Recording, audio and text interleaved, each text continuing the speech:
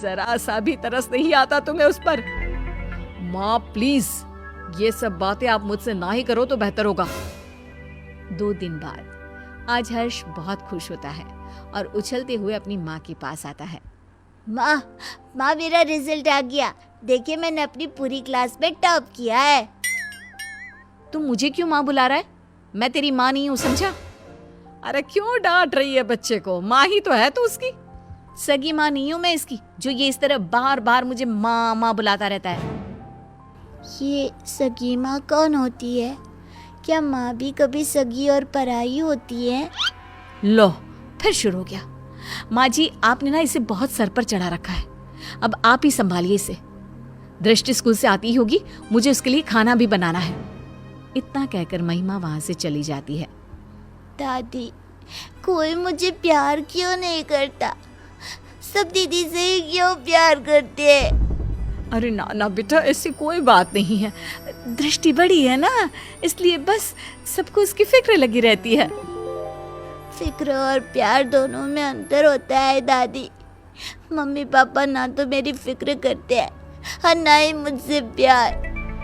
7 साल के बच्चे की ये बातें सुनकर वसुंधरा खामोश खड़ी रह जाती है। उसे समझ में नहीं आता कि वो बोले भी तो क्या। इतने में ही वहां दृष्टि भी आ जाती है। मम्मी पापा मुझसे प्यार इसलिए करते हैं क्योंकि मैं उनकी सगी बेटी हूँ, और तुम्हें तो वो अनाथालय से उठाकर लाए हैं। दृष्टि, कितनी बार समझाया है, इस तरह बात नहीं करते। छोटा भाई है वो तुम्हारा। ये मेरा कोई भाई नहीं है।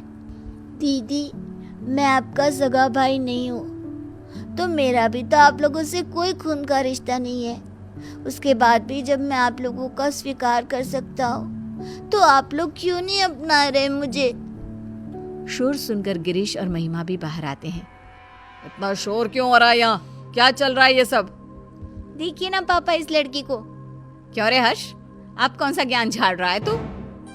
मैंने तो बस छोटा सा सवाल ही पूछा था दीदी से। अगर उनके लिए मैं कोई गैर हूँ, तो आप कौन से मेरे सगे हैं?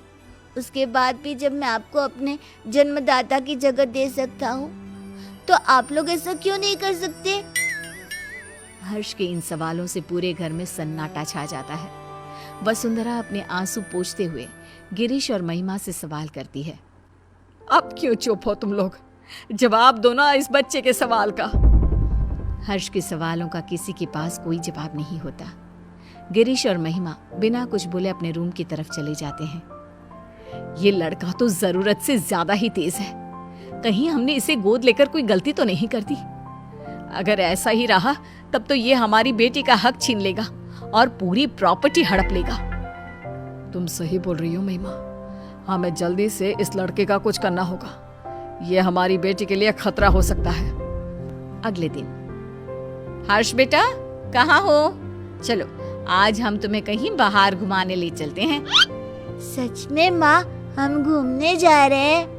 हाँ बेटा, अब जल्दी से तैयार होकर आ जाओ। हर्ष भागते हुए अपने रूम में तैयार होने जाता है। थोड़ी देर बाद वो तैयार होकर बाहर आता है, जहाँ गिरीश और महिमा उसका इंतजार कर रहे होते हैं। मम्मी पापा, हम कहाँ जा रहे हैं? आज हम तुम्हें मेला दिखाने के लिए लेकर जा रहे हैं।